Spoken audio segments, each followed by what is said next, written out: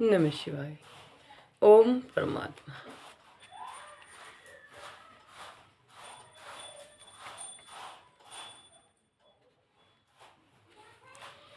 धर्म जीवन की साधनाएं, इसका चौथा पार्ट है जो विवेकानंद जी महाराज ने अपनी शिक्षा का प्रचार कर रखा है। ध्यान से सुने और शिक्षा ग्रहण करें। उसने कहा अगले उसमें कि विश्व आंशिक रूप में हमारी अस्तित्व की कल्पना की पूर्ति करता है, अतएव उसका अस्तित्व आपात प्रतीयमान है। परंतु इस समस्त विश्व में एक सत्य वस्तु ओतप्रोत है और वह देश काल तथा कार्य कारण के जाल में मानो फंसी हुई है। मनुष्य का सच्चा स्वरूप वह है जो अनादि अनंत आनंदमय तथा नित्य युक्त है। वहीं देश काल और परिणाम के फेर में फंसा है। यही प्रत्येक वस्तु के संबंध में भी सत्य है। प्रत्येक वस्तु का परमार्थ स्वरूप वही अनंत है। यह विज्ञानवाद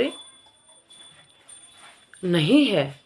इसका अर्थ यह नहीं है कि विश्व का अस्तित्व ही नहीं है। इसका अस्तित्व सापेक्ष है और सापेक्षता के सब लक्षण इसमें विद्यमान है, लेकिन इसकी स्वयं की कोई पृथक सत्ता नहीं है। इसलिए विद्यमान है कि इसके पीछे देश काल निमित्त से अतीत निरपेक्ष अद्वितीय सत्ता मौजूद है। खैर, यह विषयांतर हो गया है।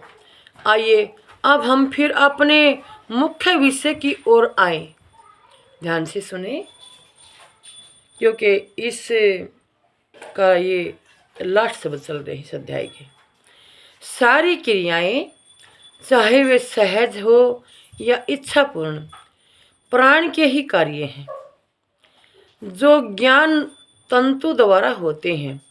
इससे तुम्हें अब मालूम होगा कि अपनी सहज क्रियाओं पर नियंत्रण रखना एक बहुत अच्छी बात है।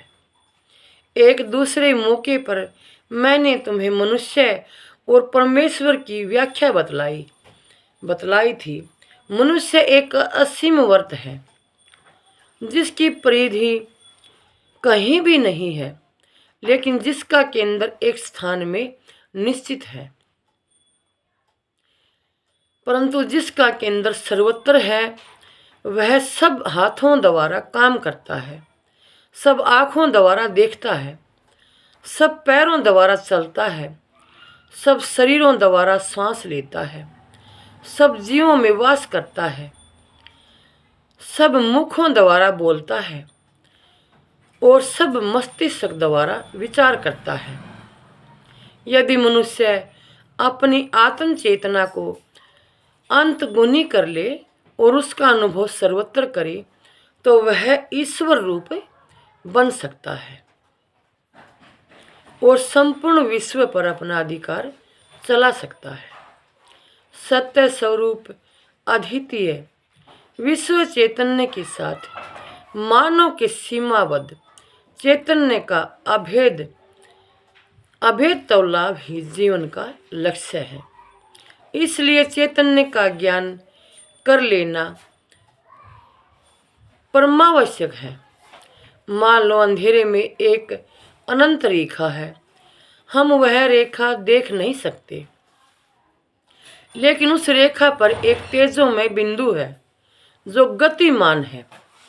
इस रेखा पर चलते हुए जैसे जैसे वह बिंदु आगे बढ़ता है, वैसे वैसे वह विभिन्न भागों पर कर्मश प्रकाश डालता जाता है, और जो हिस्से पिछड़ते जाते हैं वे फिर से अंधेरे में डूब जाते हैं। हमारी चेतना अवस्था को भी ठीक इस प्रकाशमान बिंदु की उपमा दी जा सकती है। इस चेतनावस्था के गत अनुभव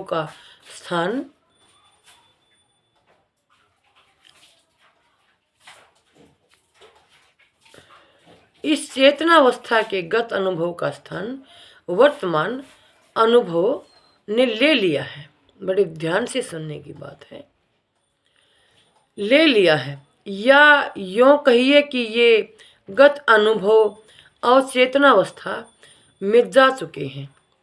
इनके अस्तित्व का हमें बोध नहीं होता, परंतु फिर भी ये विद्यमान है और हमारे मन तथा शरीर पर अज्ञात भाव से परिणाम करते जा रहे हैं।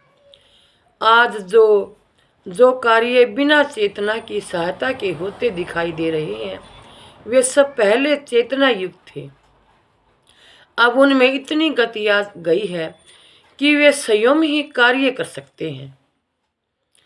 सभी नीति शास्त्रों का बिना किसी अपवाद के एक बड़ा दोष यह है कि उन्होंने उस साधनों का कभी उपदेश नहीं दिया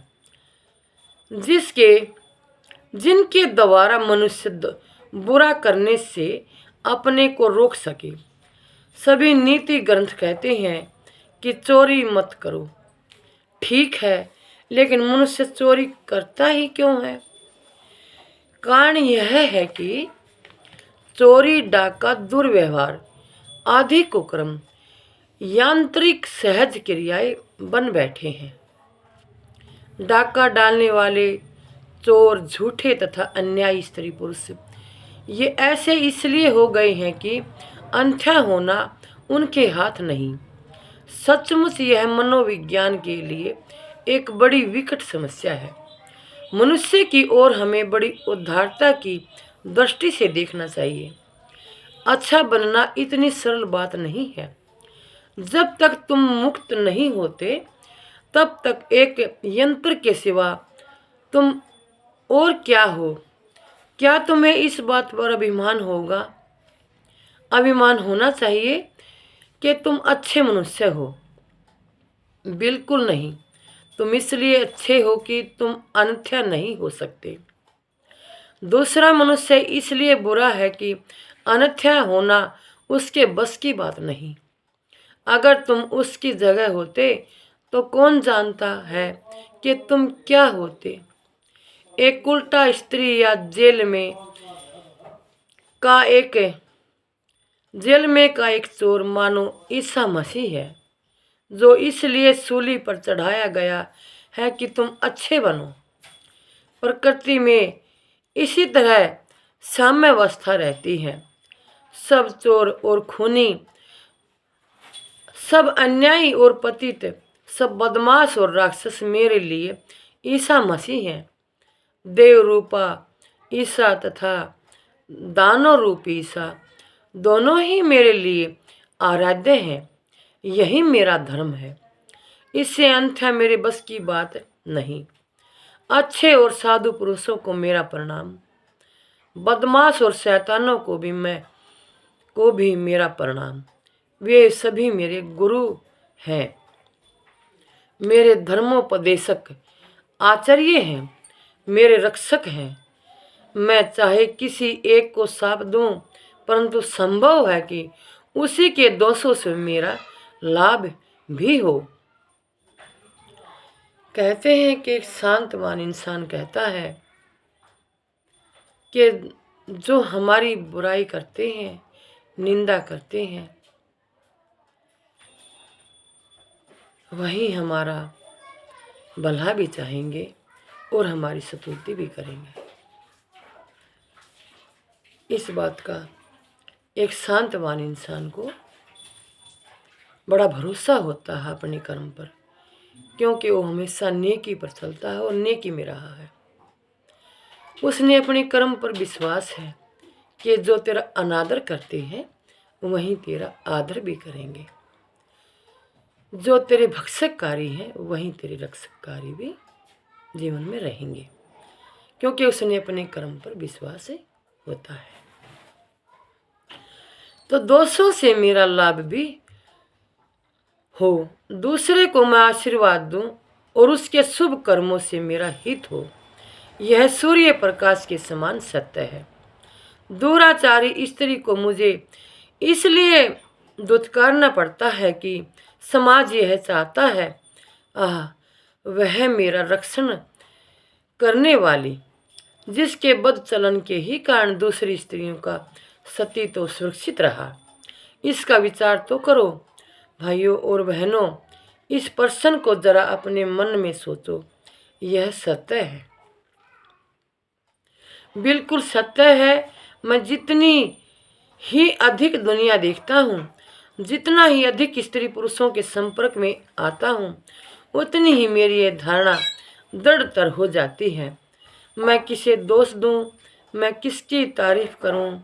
हमें वस्तु स्थिति का सब ओर से विचार करना चाहिए। कहते हैं कि जिस घर ना जाए वे घर बहुत अच्छे लगते हैं, और जिससे हम कभी नहीं मिले वे बहुत ही बढ़िया लगते हैं। जब हम किसी से मिलते हैं तो हम उसके इतिहास से वाकिफ होते हैं और उसकी सुनते हैं, उसका इतिहास जानते हैं, तो हमें ऐसा लगता है कि इस संसार में तो या तो मेरे से बहुत सुखी है, मैं कम सुखी हूँ, और या ऐसा होता है कि दुनिया में कितने दुख हैं, मेरा दुख तो तुझके समान है, इन सबको देखूं। और जब तक हम किसी के घर नहीं जाते तो हमें लगता है कि हमारा घर जैसा भी हो बहुत बढ़िया है। और जब हम दूसरे को देखते हैं, वो हमसे अगर कोई और भी झोपड़पट्टी वाला है, झोपड़ी में रह रहा है, तो ऐसा लगता है कि हम में से देखो कितने ऐसे हैं जो इस तरह रह रहे हैं, हम तो बहुत बढ़िया हैं, और हमें किसी प्रकार का भी अपने अंदर कोई दुख महसूस नहीं होता, और हमें इच्छा होती है कि उसे भी दुख से उभारे, और अपने सहयोग करने की भी इच्छा होती है। और जब हम देखते हैं कि एक बढ़िया अच्छे घर में चले जाते हैं, बढ़िया वाले में साहूकार के घर जाते हैं, तो हमें लगता है कि हमारा जीवन तो अच्छा है, हम तो बस ऐसे ही रह रहे हैं, ये तो बहुत बढ़िया है। तो कहने की बात ये है कि जिस घर ना जाए वो घर अच्छा, और जिससे ना मिले वो इंसान अच्छा होता है। तो अपने आप में समझ कर रहना चाहिए। इंसान ने अपने अंदर सहानुभूति धैर्य बनाकर रखना चाहिए, और अपनी कमाई में खुश रहना चाहिए। यही इंसान का परम कर्तव्य है और धर्म है। और अपने द्वार पर पहुँचे हुए का आदर सत्कार करना चाहिए, उसके बारे में विचार करना चाहिए कि हमारे द्वार तक वो आया है तो किन इच्छाओं से बंद कर आया है, ऐसी कौन सी इच्छा है इसके मन में, जो भाव हो जो यहाँ तक किसी कैच कर ले आया। अगर वो कोई अपनी परिस्थिति की बात रखता है तो उसकी परिस्थिति को समझना चाहिए। बेशक हम परिस्थिति में हैं, लेकिन उसकी परिस्थिति हमसे भी ज़्यादा है, तो हमने उसका भाव जानना चाहिए और जितना बन सके अपना सहयोग करना चाहिए। इंसानियत धर्म है, अपने धर्म को, अपनी इंसानियत को बनाकर रखना चाहिए। आगे क्या कहते हैं विवेकानंद महाराज जी, तो हमारे सामने बहुत बड़ा कार्य है, और इसमें सर्वप्रथम और सबसे महत्व का काम है कि अपने शस्त्रों सुप्त संस्कारों पर अधिकार चलाना, जो इच्छा शक्ति रहित सहज क्रियाओं में परिणित हो गई है। यह बात सच है कि असत कर्म समूह मनुष्य के जागृत अक्षेत्र में रहता है, लेकिन जिन कारणों ने इन बुरे कामों को जन्म दिया वे इसके पीछे प्रसुप्त और अदृश्य जगत के हैं, और इसलिए अधिक प्रभावशाली हैं। व्यवहारिक मनोविज्ञान प्रथम हमें यह सिखलाता है कि हम अपने मन के अवचेतन क्षेत्र पर अपना अधिकार किस तरह चला सकते हैं। हम जानते हैं कि हम ऐसा कर सकते हैं, क्यों? इसलिए कि हम जानते हैं कि मन का चेतन अक्षेत्र ही इस अवचेतन अक्षेत्र का कारण है। हमारे जो लाखों पुराने जागृत विचार का चेतना युक्त कार्य है, वे ही घनीभूत होकर पशुपत हो जाने पर हमारे अज्ञात संस्कार बन जाते हैं। हमारा उधर ख्याल ही नहीं जाता, हमें उनका ज्ञान नहीं होता, हम उन्हें भूल जाते हैं। लेकिन देखो, यदि प्रसुप्त अज्ञात संस्कारों में बुरा करने की शक्ति है तो उनमें अच्छा करने की भी शक्ति है। हमारे भीतर नाना प्रकार के संस्कार भरे पड़े हैं, मानो एक गठरी में बहुत सी चीज़ें बंधी हुई हैं। कहने की बात यह है कि हम इंसान स्वयं ही एक पुस्तक है, अगर स्वयं को समझ सके और पढ़ चुके तो।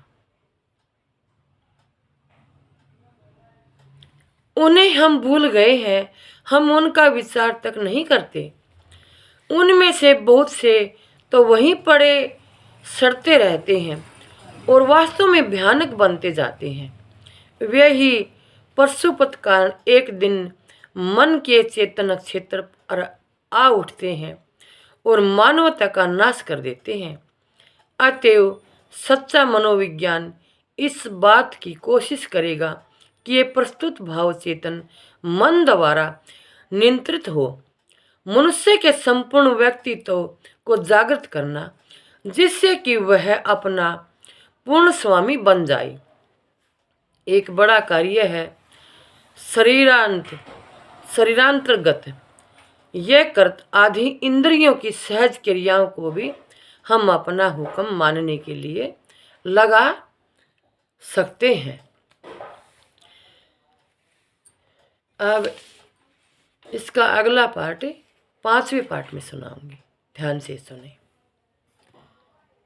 ओम परमात्मा।